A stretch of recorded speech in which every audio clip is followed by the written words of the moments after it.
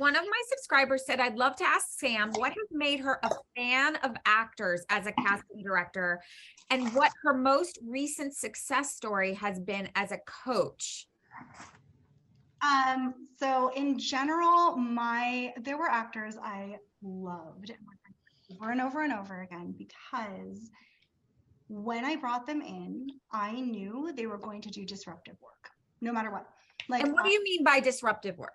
So when casting directors, producers are watching scenes, if you are a relatively smart actor, you get the sides, the script, the breakdown, everyone's going to do pretty much the same audition because you're reading the material and you're like, oh, I get it, right? That's just the way it works. They're sort of spoon feeding you kind of the answers, right? Right. There are some actors who are unafraid of doing something different.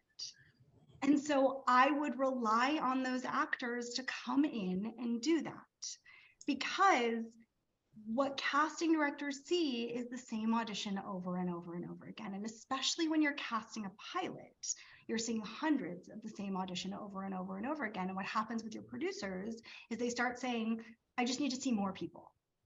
And it's kind of a risky game you get into with them, because more isn't better. You need to figure out what the more means. And what casting sometimes does at that point is they just kind of come in from the side with something different to kind of disrupt the session, shock them a little bit out of what they're seeing.